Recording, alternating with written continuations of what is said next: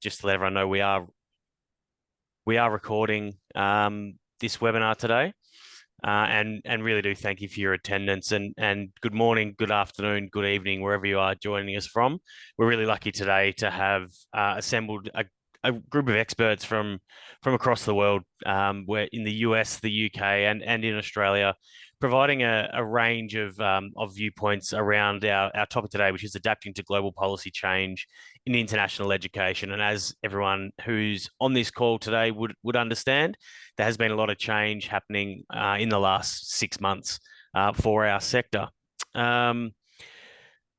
The assembled experts we've got here today will provide their perspectives on some recently announced policy changes, potential future disruptors, as well as provide their thoughts on how education providers can continue to engage international students and markets. My name is Chris Bandy, and I am Acumen's Executive Director for Australia and New Zealand. And I'm really grateful to be here today for what I think is going to be an extremely interesting conversation. Acumen, for those that don't know, is an international education consulting firm that assists education providers with their internationalization journeys, whether that be through the provision of in-country representation services, enrollment solutions, or transnational education and bespoke consultancy work. We're here to work with you to help you access markets around the world.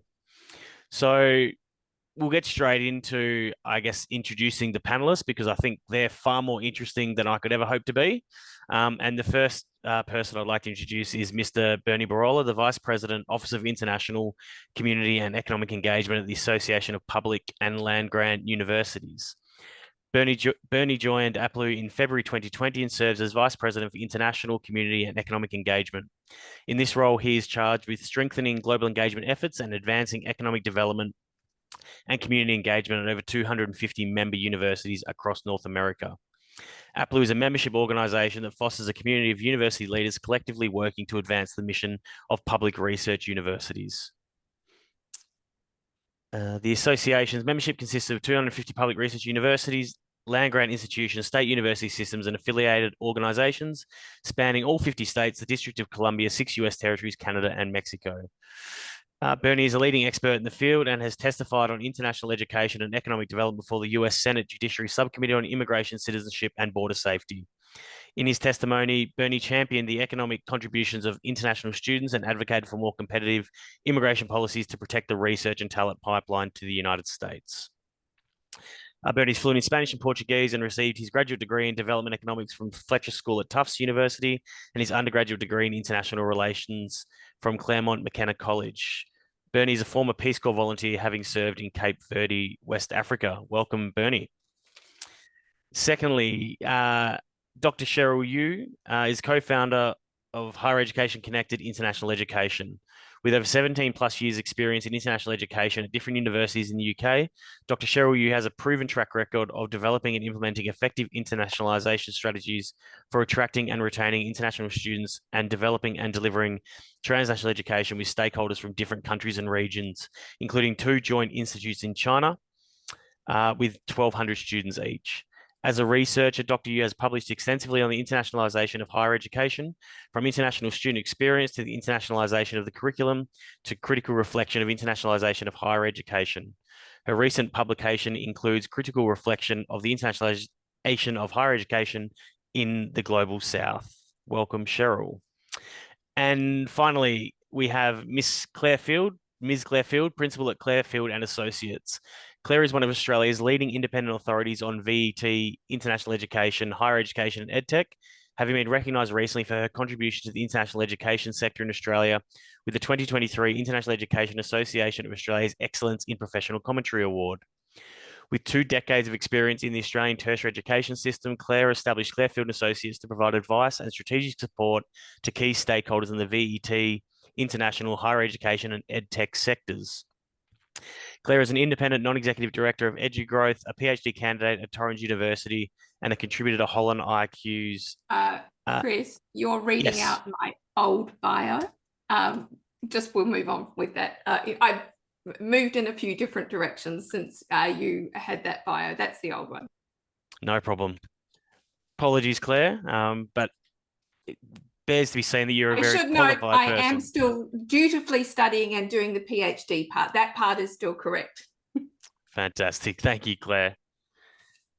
So I think we'll kick off, and really keen to get everyone's thoughts on the first question, which is, with global international student flows expected to reach about 9 million by 2030, what do universities globally need to consider and prepare to accommodate this level of international student demand? And maybe Bernie, I'll just start with you. Well, the first few thoughts I have are somewhere just basic logistics, housing.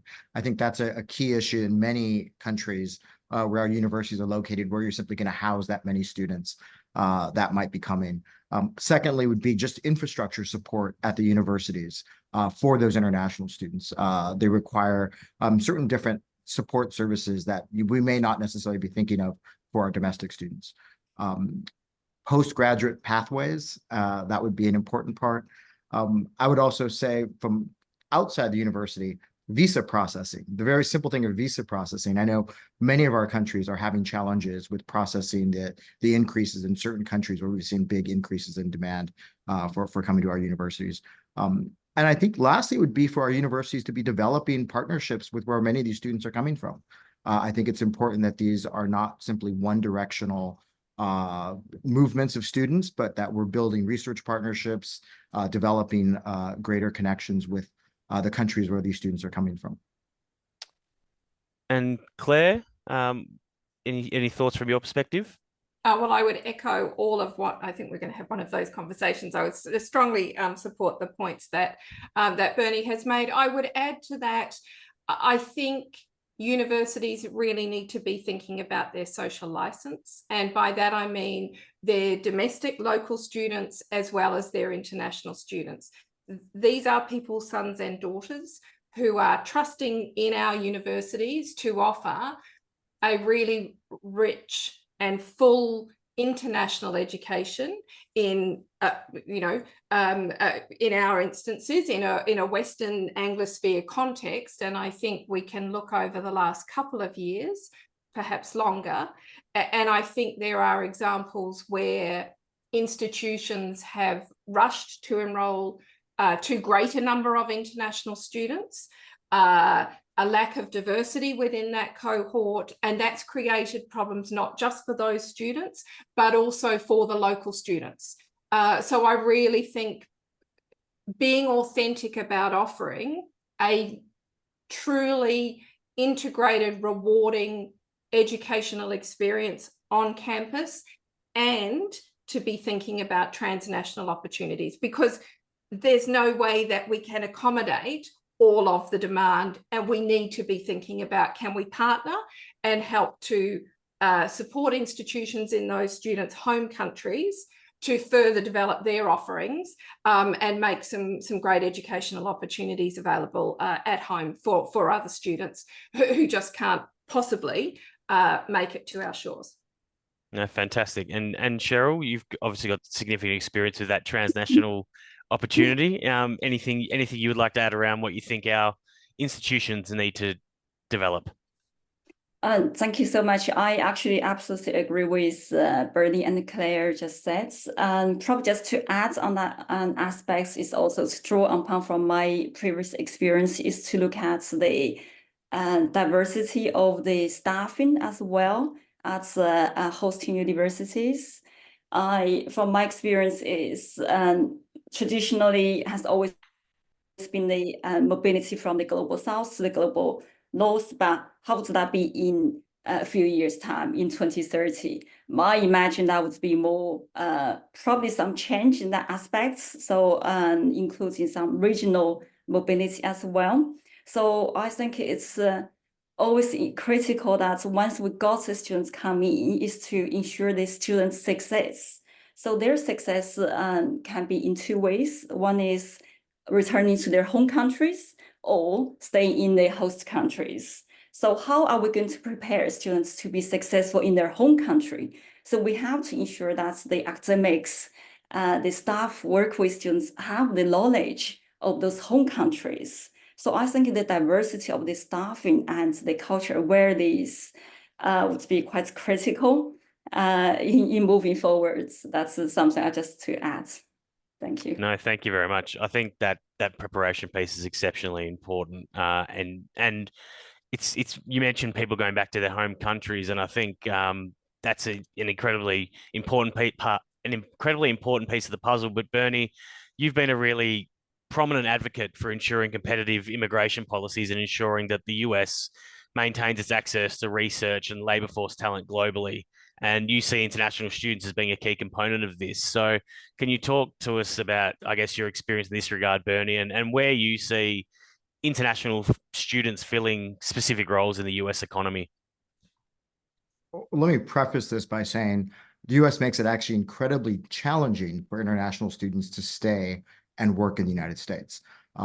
It's a requirement that students return to their home country. So with that underlying understanding, I think the US could do a lot more to make some opportunities for international students to stay and work in the United States post-graduation.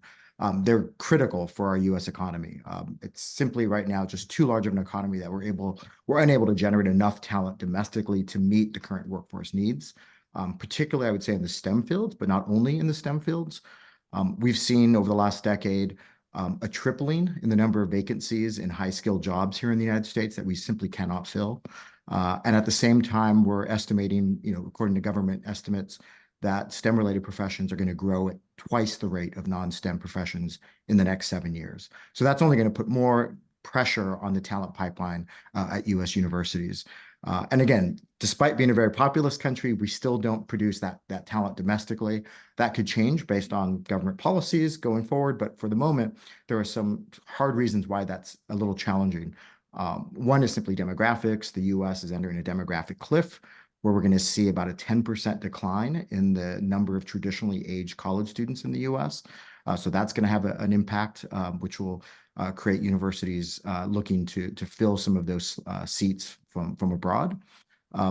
We also don't have enough domestic talent pursuing the types of graduate programs that our economy currently needs, particularly at some of the high-level areas.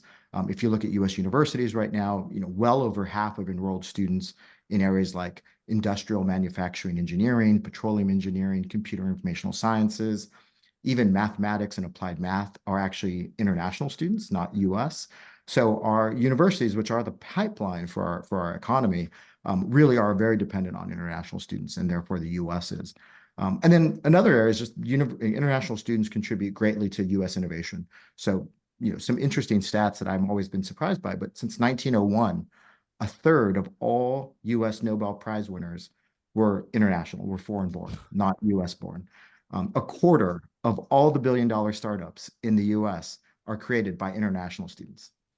And if you look, a little bit broader at immigrants and children of immigrants, 40% of the Fortune 500 companies in the US were founded by immigrants and children of immigrants. So there's no question how much international students and immigrants bring to the US economy. And I would say it's probably the same in Australia and in Britain and other countries. There's just a huge asset that international students bring. There's, of course, obviously the direct impact that international students bring.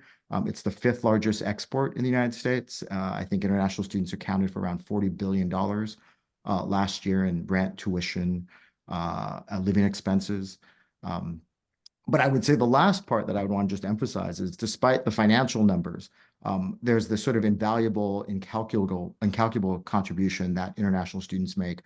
And that is the perspective, the ideas that they bring to the conversation. They enrich the classroom conversations. And for especially many Americans in parts of the US where they may not travel outside their state, it gives some American students that global international perspective in the classroom that they might not otherwise have. So I see international students make a huge contribution writ large to the US and to the economy.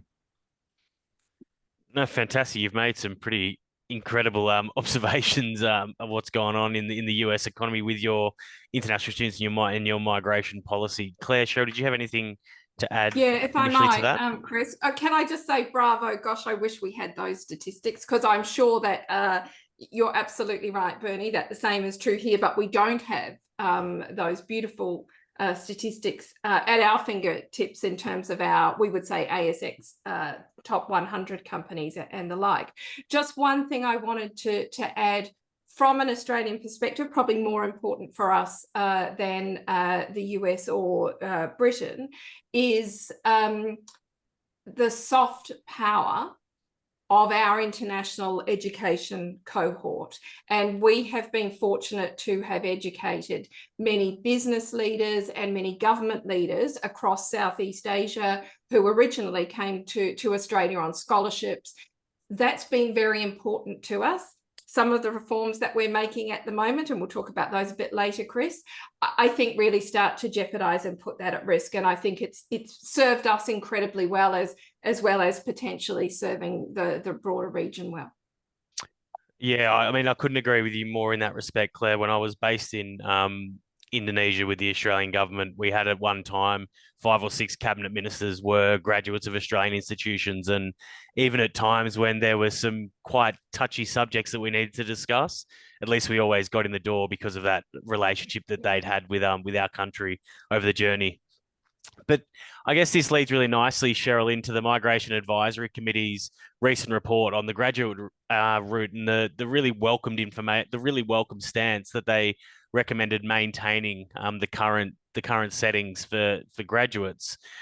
Now, with that being said, do you see other issues or what we need to consider with regards to the scrutiny that might be coming from your government as a result of kind of the MAC review and what's come out of that? Thank you, Chris. Yes, definitely. I think the whole sector is a massive relief for the whole sector to have this 2-year graduate visa retained for now. We never know what's happening in a few months, because India actually quite overtook China as the biggest international students markets for the UK. And as a result of this policy, so the removal of this would mean a massive decline of the international students for this sector immediately. And as other colleagues mentioned, it's also about the very, very competitive international recruitment markets the UK sector is facing. The geopolitics and currency issue, and also the recent removal of the dependent visa, which actually has a massive impact to the students' recruitment in the UK.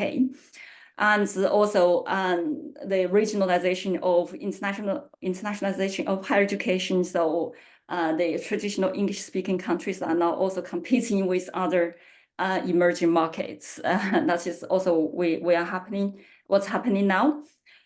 So I think the whole sector in the UK is facing source of funds is quite costly for the whole sector in many ways. So one is financially, and secondly is around the resources wise.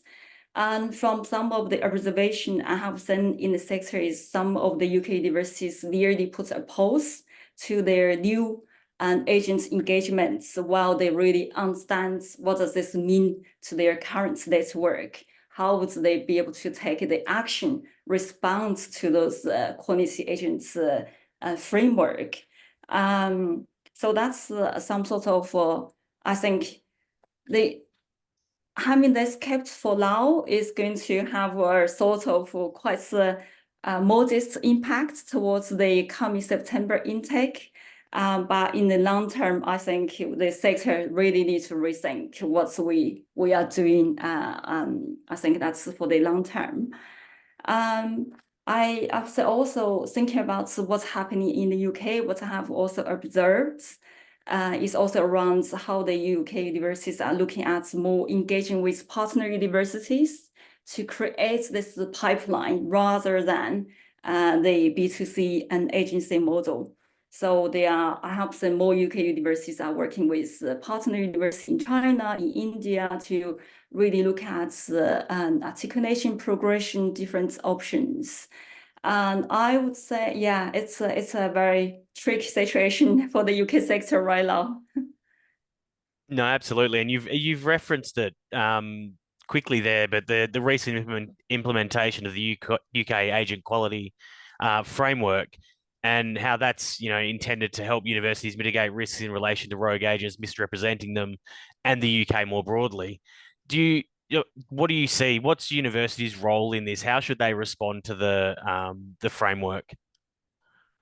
I think fundamentally it's quite a strange position I have about this, because this is designed predominantly by UK universities. So my thinking is quite a one-sided approach. And of course, naturally, the whole framework the purpose is to improve the standards and improve the overall knowledge of professionals working in the sector. So some of the guideline and best practice of the framework, they make perfect sense for the sector. But some of the feedback I have gathered working with the agents is that it's very, not only agents, but also university. It's very resource intensive piece of work, but with very limited impact. Because we have to really think about the proposal of the framework was a reaction to the new aggregator markets. So it's something quite recent, and there should be a firmer commitment to that, rather than just saying we all pledge to this. And some were even suggesting should there be a really penalty linked to this practice. Earlier I mentioned about the professionals working in this sector. I feel that's quite one-sided in a way to really only targeting the agents. Because as we know, during the last 2 to 3 years, we have heard concerns raised about some of the staff members as well working in the sector. So how would we really also think about staff working in the international student recruitment markets? How would we also make sure everybody plays their role in maintaining the standards? And the last aspect I want to mention is about how interesting I saw the reference to the students. And so I would say we all know why students they choose to use an agent is to bridge the knowledge gap between the host country and the home country. But this framework is positioning the students to be experts in international education. So I don't know how really in reality how that would really play out so I think general view from universities and some of the agents have spoken to, they felt I'm not sure if it's fit for purpose. However, the response from the Home Office on some of the other measurements, I think are quite sort of welcomed by some of the stakeholders, including how they need to publish how the extent they use agents and the number of students they have recruited through agents, including the review of the UKVI basic compliance assessments. I think all those actually could help regulate what's happening in the sector by creating more transparency. So what I always believe in is when we work in the sector, we shouldn't only be thinking about what we are doing now, today, what's happening tomorrow or next year or 2 years, but we have to think about what's going to happen in 10 years or 20 years time. Where would that future be for us? I think maintaining the quality and the reputation of UK university will be critical to think about the future. No, thank you, Cheryl. And we will continue on with the agent theme, but I'll just mention to everyone, and remiss me not to say this earlier, if you do have a question, please type it into the Q&A text box, and we have time at the end for us to cover any questions. But while we're moving through and under the theme of agents, and I'll address this to you, Claire, we've seen a recent report that came out from International Education Agent AECC, suggesting that there'd been an 86% increase in the sentiment towards New Zealand providers, whether that's schools or vocational providers or universities, in the last sort of 3 to 6 months. Now, I guess that's the flip side of some of the policy decisions that potentially we're struggling with in other markets around the world, is that there are potentially some jurisdictions that potentially stand to benefit from that. So I guess looking at New Zealand specifically, how would you see them being out, the institution themselves capitalising on this interest, but also what do you think the new government could do in order to capitalise on this interest as well? I want to start, Chris, in answering that with where Cheryl finished, which is both institutions and government need to be thinking beyond today. They need to be thinking long term in their response. And I think that's vital for New Zealand to do well and to benefit from, I'll be slightly candid, the chaos in how Australia is managing some changes, the uncertainty. I can't speak too closely about what's happening in Canada, but it's had a lot of uncertainty. And we've heard from Cheryl about the changes in the UK and the impact on students. So I think trying to agree on long-term, stable advice and information and policy determination is going to be really very important. We've got students who might be considering Australia and New Zealand. We've got a high rate of visa rejections for students who would otherwise, in other circumstances, have got visas. This is terribly distressing and very confusing for the student, parents, and agents. So if New Zealand is able to offer certainty, I think that's vitally important. As a Kiwi, albeit now resident in Australia, I think they really need to emphasise their friendly, welcoming community that students will be educated in. I think we can't ignore that all of the changes that are being made to our international education systems are being made at a time when within our communities, certainly within Australia, and I'm also a POM and look out at the rest of the world, changes are being made in part because there is a community and political emphasis on too many migrants, we're full, please go away.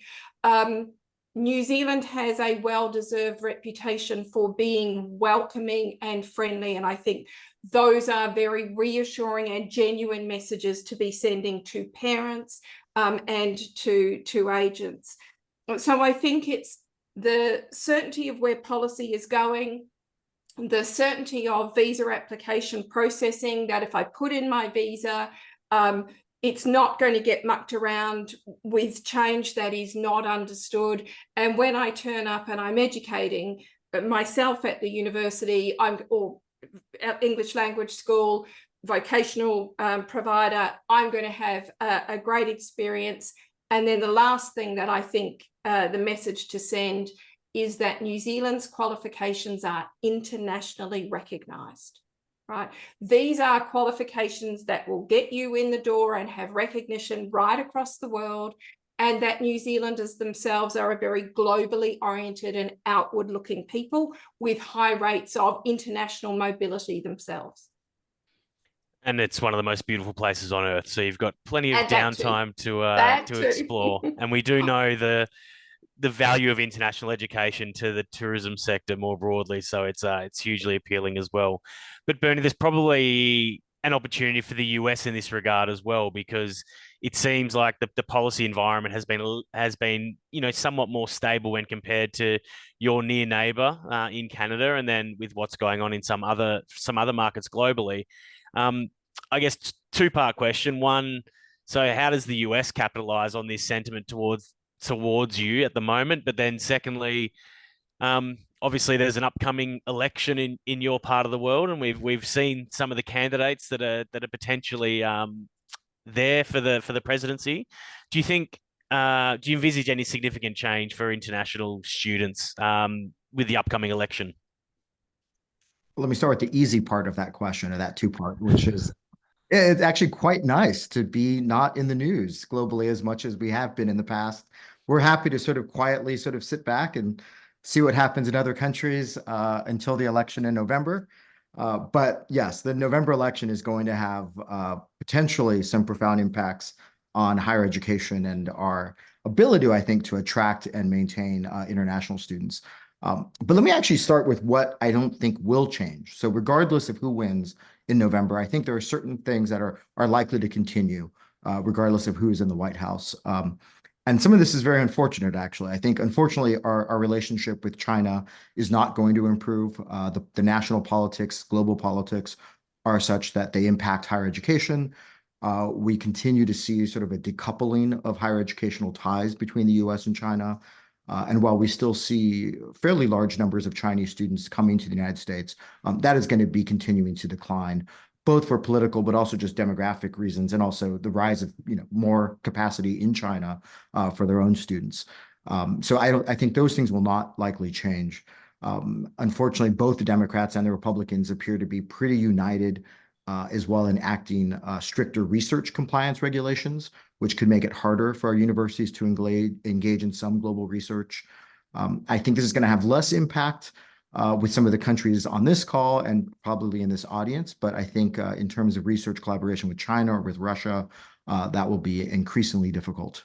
I think, again, regardless of who's in the White House, where US universities choose to engage is likely to shift a bit over the next decade or so. Again, less engagement probably in China and Russia, and greater engagement in places like India, Japan, Korea, Europe, Latin America, and Africa. And on Africa specifically, I think our European and Asian colleagues already understand this. The US is starting to kind of understand this, but Africa is the future. And so I suspect we'll see a greater number of US universities seeking collaborative research opportunities with African universities, as well as a potential market for more international students. We're already seeing in the US double-digit increases in student enrollment from places like Ethiopia, Nigeria, Ghana, and South Africa. So I think that will stay the same. But we also have to look at these elections as more than just the presidential elections. There are 50 state elections that have a huge impact on public universities. Our public universities are state funded, not federally funded. So who wins a governorship, who controls the state legislature can have a huge impact on funding, on the cost of tuition. They can put restrictions on where that universities can even engage. So you can look at a place like Florida, which currently they're not allowed to do any engagement with China, for example, or Venezuela. So state legislatures will have a big impact on how our universities operate. At the federal level, I'll talk a bit more, I guess, the sexy part about the presidential aspect. I think if Joe Biden is reelected, we'll continue to see much of the same as we have in the past 4 years. Again, we'll quietly sort of stand back and see what else happens in the world as we continue to see some fairly positive policies for attracting international students. This would be, we're seeing, the preservation of optional practical training, or OPT, which allows graduates to stay for 2 years after graduation and get some practical work experience. We've seen this administration expand visa opportunities to attract more international researchers, increase staffing at US consulates to help with processing of visas. And we've just seen an overall coordinated effort by the federal government to welcome more international students. And so I think we would continue to see that under a Biden second term. If Trump is reelected, I would assume we would return to some of the previous policies that he was implementing or had tried to implement before he left office. This could be a return of travel bans from certain countries. We would likely see a federal agency slowdown and policies that were not the most supportive of international students, likely harder to get visas, probably harsher research security regulations. I could see the potential of ending optional practical training, which would give fewer opportunities for students to stay and work in the US. And I think it's fair to say that a second Trump administration would likely result in a decline in international student enrollment here in the US. We saw declines every year when he was in office in the last term. So there's no reason for me not to expect the same. And I know it's a pretty negative prediction of Trump. I'm not trying to show my political affiliations at all, but it's based on what we saw in the last administration. And these were the policies that were enacted, or at least were in the pipeline to get enacted.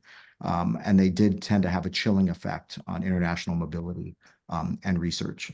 But lastly, I would just say there's one other big, the state legislature, state governors, the presidential, but the other big election will be Congress, who controls the House and the Senate. So many policies can only be changed by an act of Congress.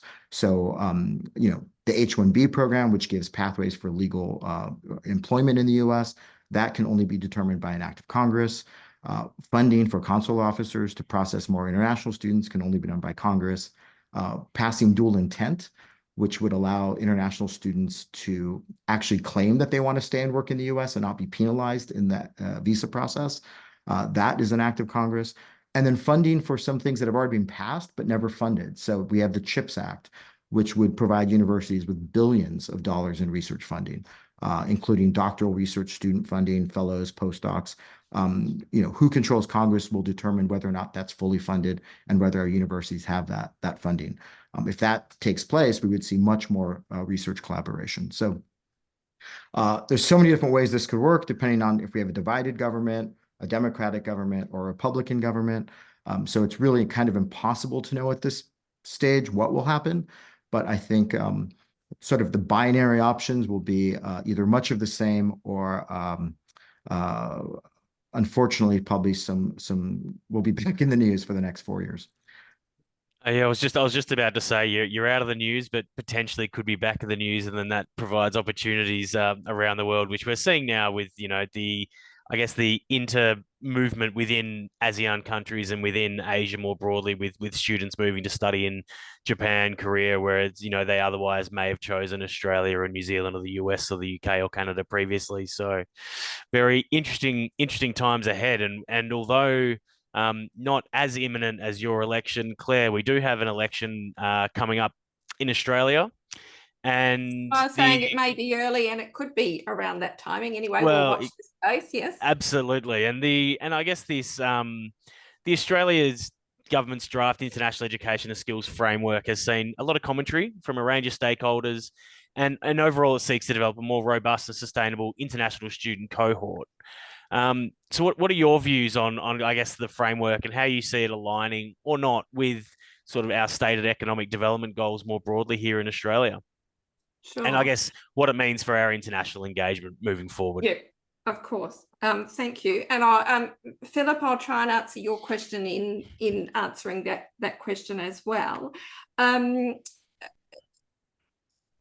is a draft framework that has at its core one well articulated and very significant policy change, and much of the rest of the document is still quite underdeveloped. It's got some ideas in it, more international students going to regional areas, but actually, and some nice case studies, but not a lot of detail on how that would be progressed. And that will be the subject of ongoing consultation with the sector. I personally think it would have been a better decision to take our current international education strategy and look to update it. But the key change that is the government intends to make, which will have a profound impact on Australian universities and other international education providers, is that the Australian government at ministerial level would be taking decisions about limits on international students at not just the institutional level, but at the course and campus level. Your institution will be able to enroll X number of students in this degree, in this location, and Y number of students in this course, in this location. And this is a level of government, I'm an ex-public servant, involvement or interference, choose your descriptor, in the sector that we have never seen before. There are some regional universities who believe that this will be a positive for them, that the sentiment behind this proposed coming change is that there are too many international students in our capital cities. Going back to where Bernie started, this is causing housing issues. There's a whole raft of research has come out showing that international students comprise 4% of the rental market needing accommodation. Nonetheless, there is a perception that international students are contributing to short-term cost of living pressures, housing pressures, etc. And going to Philip Allen's question about the university sector and its broader engagement with the community, this is where this policy proposal, in my view, and others, is coming from, that universities have not done sufficiently well at explaining all of the benefits that Cheryl and Bernie and others who are watching this webinar know, and in Cheryl and Bernie's case have articulated so well in this discussion. That, and again, that point I made about the social license, we need to be honest in Australia that we have some universities who have their predominant campus in one state and a separate campus almost exclusively for international students, almost exclusively from one individual country, could be China, could be India, could be Nepalese students, in an entirely other state, in a capital city. That is not good for those international students. They are being offered an international education far away from the head campus, the primary campus of the university, and there is a lack of integration with those students. But even in other universities where the international students are on the main campus, we do have issues where they tend to be, again, not necessarily in our undergraduate STEM subjects where we would like them, but predominantly in business and management courses. And this is creating problems and challenges in terms of the perception of domestic students and their parents. And it is there hasn't been sufficient engagement with the community. So what the government is looking to do is to limit student numbers and to force diversity in terms of both the international and domestic student mix in particular courses on particular campuses, and to encourage greater diversity of the international student cohort. And it will have we don't know where the limits will be set, but it will have an extreme dampening impact. And I just want to quote just 3 statistics to leave you with, because this policy will have significant impact on our universities, and yet where we have the highest post-COVID enrolment growth is not in our university. So we have our March 2024 enrolment data, just came out the other week, and when I compare that to March 2019, so pre-COVID, we've seen an 11% increase in higher education enrolments, an 11% increase in English language enrolments, and a 48% increase in enrolments in our vocational education and training sector. We've had a review of exploitation of the student visa system 12 or 18 months ago, which found some real problems in that vocational education sector. And yet in its response, because in part the universities haven't done enough with the community, government's response will impact universities perhaps more than the vocational education sector. No, thank you. I think there's, some significant questions that need to be answered within all that. And I think that's where the consultation piece is going to be incredibly important over the coming period.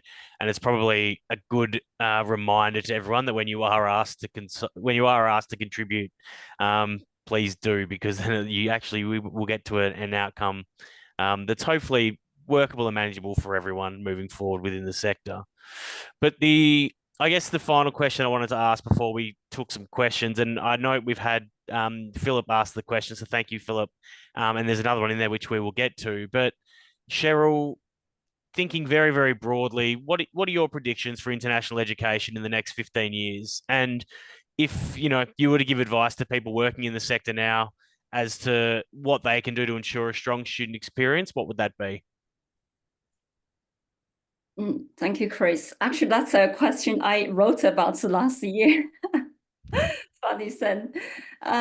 So I see a number of things, and just to reflecting back 20 years, or 30 years where the international education started at a bigger scale. So international education takes in different forms. So recruiting international students to come to study on your campus. And also the other big part is the TNE. So I see there's going to be how this TNE is going to really change the landscape in the next 10, 20 years. So TNE, where the students can help to improve the quality of hosting countries' higher education in one way, but also at the same time, it's also around the branch campus initiative. So how does the branch campus also started to really gain momentum and starts to create regional impacts? And I think TNE is really shifting the dynamic in one way. So that would change the mobility of students. And earlier I mentioned about the language learning. I feel that's another very interesting aspect is how the English language has been the global language. How is that shifting the changing and having impact on the international education? So I would say giving more and more people take on English language, and how this the desire or the attached value of English language might diminish in the next 10, 20 years. I think in that aspect, this would also have an impact on the global education. Yeah, I would say just probably focus on those two main aspects.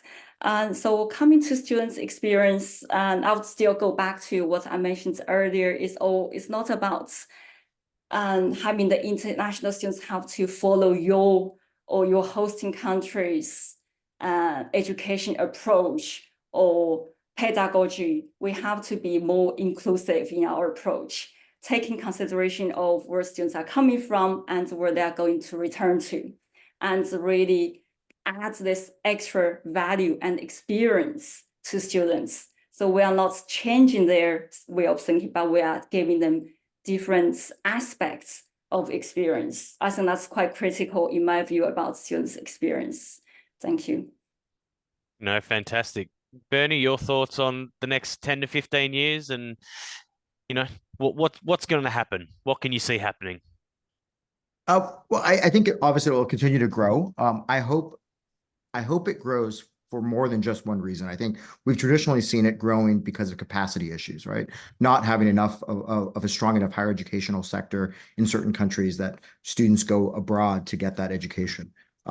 I would hope that would start to decline, but that we would see an increase in mobility for reasons that we all believe in, right? Which is you learn a lot by being in a different setting, interacting with different people, getting a different perspective by studying abroad, by living abroad.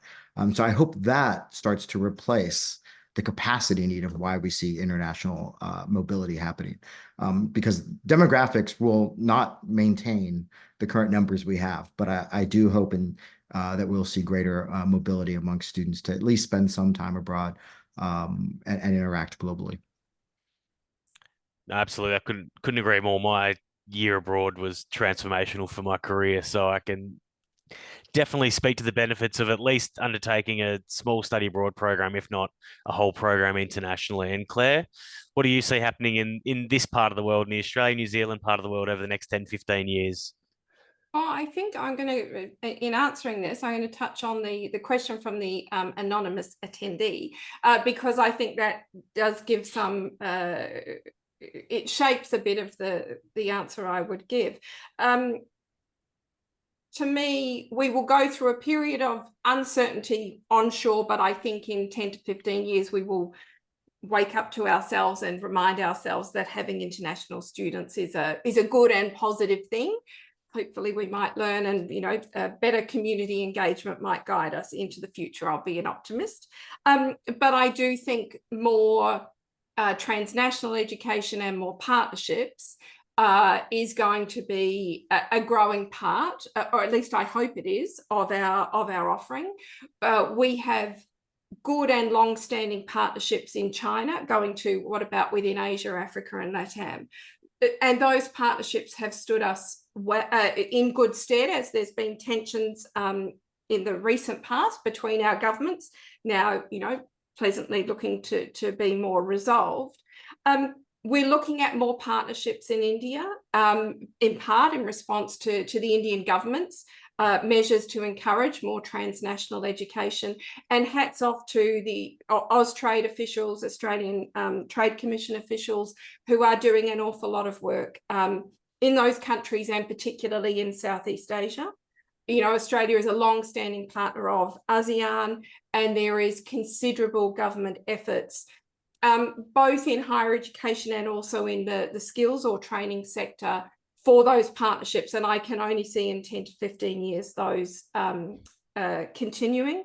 I was fortunate to be in Santiago a few months ago, and I met with our Austrade officials there. And there's certainly growing interest from Australian universities and some of our vocational education providers, and a number of partnership opportunities and transnational education. And we do not in any way, shape or form have our head around Africa, with the single exception of the great people at Curtin University. And again, I was fortunate enough to be in Mauritius and go and visit their campus there just a few months ago. Africa is a challenge for Australia. We have the great people at Austrade wanting to encourage more students to come to Australia, more transnational education. And we have very good people in the Department of Home Affairs not issuing visas for all of good reason. And we need to get ourselves sorted and organised about strategically what are we doing as a country to be more engaged with Africa. When we look at West Australia, it's on our doorstep and we need to turn our mind to it. No, fantastic. And I think while we're sort of in that question, Bernie, you mentioned earlier that there is significant interest and there is significant increase in students coming to the US from Africa. But do you see US institutions wanting to or interested to look at setting up transnational education, joint programs, these types of activities in Africa to capitalize on that interest? So broadly, yes, we are seeing a nice change in many of our universities going to Africa, trying to develop greater partnerships. I think partnerships will look a little differently, at least in the short term, in Africa than how we may have done traditional partnerships in China or with colleagues in Europe, just because there are different needs, different infrastructure, different capacity. Internet access is one of those challenges. Just there's certain fundamental things that can make certain partnerships a little more challenging, but the interest is definitely there. It's right now our highest growth market percentage-wise increase year over year of anywhere in the world is Africa. And when you look at where by 2050, I think it's a quarter of the world's population will live in sub-Saharan Africa. So that really will be where all the growth is going to go forward. So I can't imagine our universities not. Some are already doing it. US has a long history, especially in agriculture and some of the research areas in those areas. But I think in more precise fields, tech fields, STEM fields, and other areas, I think you'll see that happening. No, fantastic. And we have another question in there, and this is a great question, and I'll direct it to you initially, Cheryl. But how do you think governments and by extension, our education sector are prepared for the technology challenges and changes that are coming? So online learning, the increase in AI. How do you think we're placed to respond to that and what's coming? That's a very, very big question. I would say I think during COVID periods, online education was a must for everybody, and afterwards it seems for many people seems it lost its value. But I think in my view that's still quite critical, because we have to think about the education. I would say education is no longer for 18 years old, higher education. So higher education could be for 30, 40, 50, whoever wants to do a new degree, wants to upskill. I think online education would be quite critical to offer that solution. And in terms of AI, I'm working on some AI projects at the moment and with some universities. So also when I thought about this project, I was thinking about, okay, thinking back, and before we had the calculator, if I have to do a math in my head, how much time is that taking me to do the math? And with the calculator, how much was it taking me to do that? So while we have this tool we can use to automate the whole administrative, but even to support the teaching process and assessment process, why don't we use it? Of course, there would be negative things we have to consider and the other aspects we have to take into consideration, but I think we need to really embrace it, but take a precaution while we make sure we do the right thing. And I think it's, I have to say, worked for 15 years at UK universities. I think a lot of things can be improved.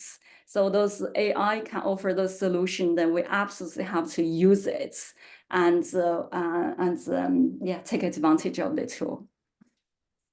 No, absolutely. I don't think there's any way we can avoid technology. We've seen the technological advancement that's happened in the last, couple of years with the advent of ChatGPT and everything else. So, really interesting topic. Look, I know Chris, there's more. Sorry, go for it, Claire. Just on that, the Australian Higher Education Regulator, TEXA, has some excellent resources, and in answering that question, I've put a link to it if people are interested. So that's there if that's a useful resource for people. No, that's awesome. Thank you, Claire. And I was just going to mention that what we will do to the questions that have come in, we will get the answers for you and share them post this webinar. So apologies, we didn't get enough time to get to all the questions, but I think it's just a testament to the quality of the panel that is here today speaking to us, because I think we've had a really interesting discussion. So like to thank the panelists, Claire, Cheryl, and Bernie. Thank you so much for your time. It's been a really great pleasure and interesting conversation. To everyone else, thank you for your time. Please don't hesitate to get in touch with Acumen, either directly through our website or via our LinkedIn page, or by looking up any of the Acumen team on LinkedIn and reaching out to us directly.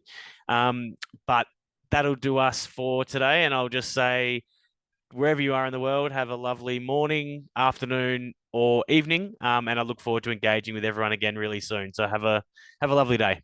Thank you.